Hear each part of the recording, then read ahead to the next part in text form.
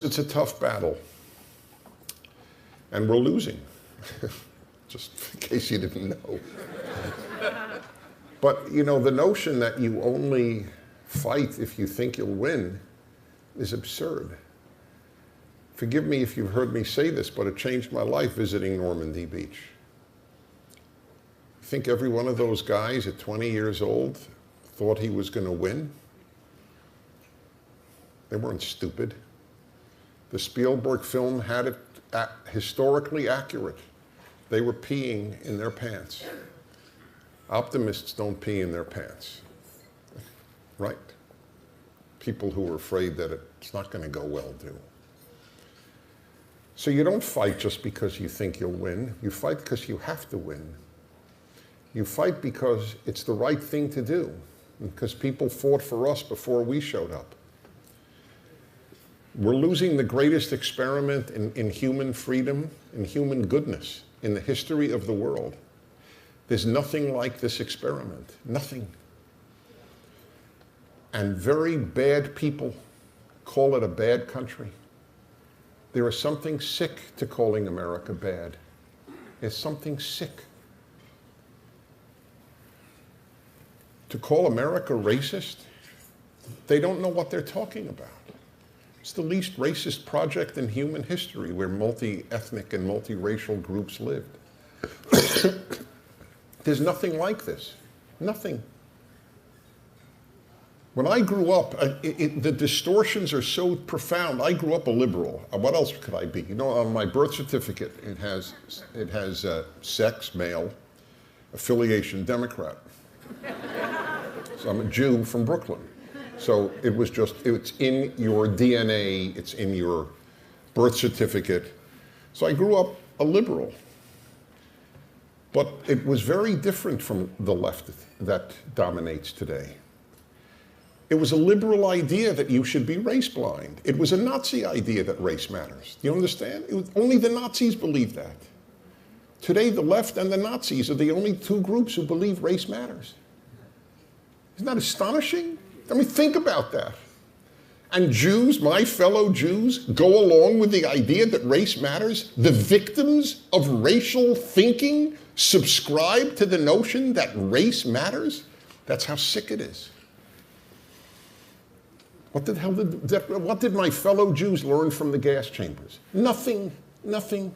You would think the first thing they would learn is that anyone who thinks race is important is an enemy, is a mortal enemy. And they didn't. They're their best pals. You think one of the lessons of the Holocaust would have been that those who hate the Jews are an enemy of humanity. That they start with Jews and then they go to non-Jews. So that if the non-Jew had known that, they would have fought Hitler early and then not dismissed him as a Jewish problem, killed him, killed the Nazi movement, and they would have saved 50 million non-Jews' lives, not to mention the 6 million Jews. You would think that, right? And the Jews are for the Iran deal. Country that is dedicated to doing Hitler's work. It's sick. I have no better word. It's not just evil, it's sick. We live in a sick time, and I have theories as to why this sickness is. I think it's a soullessness that ultimately emanates from boredom. The boredom that is created by the death of God and religion, and the combination of affluence, freedom, and secularism is devastating. And that's what I believe has happened. People fill their lives with meaning. Viktor Frankl was right. After food, the biggest human urge is not sex, even among males. The biggest human urge is meaning. There are people who live without sex and have a happy life. There is no one who lives without meaning and has a happy life. What we have is a dearth of meaning, and people are finding meaning in sick ways. Meaning can be filled with bad just as much as with good. You see it in the Middle East, and you see it here in different expressions. So we had this idea that we could change minds in 5 minutes. Turns out we were right. You can change minds in 5 minutes. Because it's not their mind, that was ever committed to the other way of thinking. People on the left don't think left, they feel left. They feel for the poor, they feel for the black, they feel for the woman, they feel for the Hispanic, they feel for the destitute, they feel for the Palestinian. They don't think it through. None of it is thought through. It's a giant balloon punctured with 5 minutes of reason and fact, and it's over. We have viewers on the Middle East video in Saudi Arabia. Isn't that something? We know, they actually know, YouTube and Facebook know where these things are seen. We get the reports. So let me be a little personal for a moment. Periodically, like every day, somebody will ask me if I'm going to run for president. And by the way, it's not like I haven't given it thought, and someone I'm very close to is a supporter of the idea, my wife. So it's not like it doesn't play a role in my thinking, but I'm not, my nature is not in that direction. I have no desire for power, none. I never did. That's one of the things I don't like about the left. They're crazy about power. All I ever wanted, we just found, I was hoping we didn't lose it, and we didn't. We found my diary from high school. In my junior year, I knew what I wanted to do with my life. It hasn't changed since my junior year in high school. I want to influence people to the good. That is what I wrote, and I have never wavered a minute. My son, who is here, David Prager, who many of you know, and if you don't, you will. If you haven't gotten a call from him, you will get a call from him. I just want to assure you of that. David's here from Florida. And he said to me, it's very interesting, when he was very young, like in college, and he said that I was very lucky, and I had never realized that he was entirely right. He said, you were very lucky, Dad. At such an early age, you knew what you wanted to do with your life. And I am lucky, I admit it. But I knew it then, and it hasn't changed one iota. That's all I want to do. All I want to do is influence people to the good. I have felt since high school that I was sort of like a doctor who had a cure for cancer, and my biggest problem was not the cure. I had it. The problem was marketing it. How do I get it out to people? And finally, after all the books, and after all the articles, and after all the radio shows, and they're all important, but I don't knock that for a moment, they all made this possible. No radio, this never would have existed. But this is really the vehicle. Technology has offered us the opportunity to touch the world with goodness. This is a huge thing, to sit up there with two wonderful young people from Brazil and Guatemala who have been touched by what we produce here in America. This is a big deal. I think you have a sense, or you wouldn't be here tonight. You're part of a big deal. I didn't know it would be this big. I told you, if it was 500,000, I would have thought it was wonderful. 150 million, and most of them, the biggest single group is under 35 years of age. That's big. That's important stuff. Somebody has to change minds. We're changing minds. So this is what we're doing. I can't get over it. I really do hope I have my parents' genes and lived well and healthy to my 90s, if not hundreds. I ache to live long for the reasons everyone does, because if you're healthy, you prefer life to death. But I do also because there's so much to do. And this is so important. It's so important. It's easy to tear down. It is very hard to build. The Taliban destroyed those Buddhist giant sculptures, right, in Afghanistan. You know how long it must have taken to build those sculptures? I'll bet it took generations. And they blew it up in 2 seconds. And that's what the left is. The left is a nonviolent Taliban. It is blowing up America. And it's history.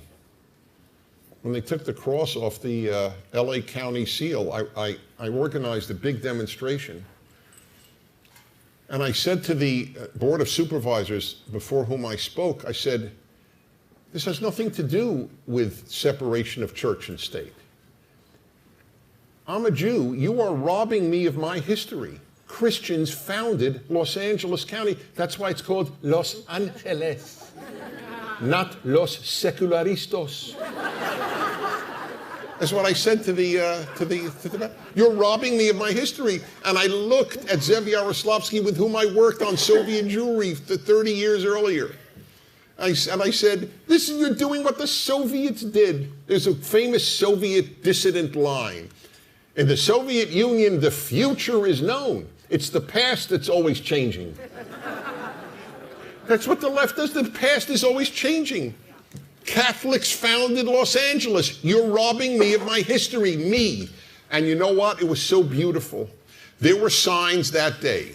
Jews for the cross, Buddhists for the cross, atheists for the cross. I loved it. It was awesome. There were rabbis in yarmulkes for the cross. That's a first in 2,000 years.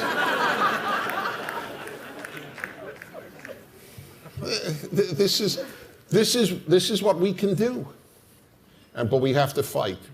There is a big problem, and I acknowledge it. Generally speaking, good people don't tend to fight. You know why? Because they have meaning in their lives personally. They love life. They love their spouse, their friends, their families, their work, their country, their church. So they're not dying to fight. They get meaning from politics. We don't. There's a big difference. That's why they have so many advantages. They have advantages in voting. Vote for us, we will give you more and more. We say, vote for us, you will do more and more. It's a big difference. Vote for us, we will shrink government. Vote for us, we will expand government. Which is better sounding? I know which is more American, but which is better sounding? And that's what those two wonderful people from South America were talking about. But we can win. And I don't say these things easily. I am very realistic. I fight whether I'm a pessimist or optimist, but I do now believe we can win. So this is why we're here.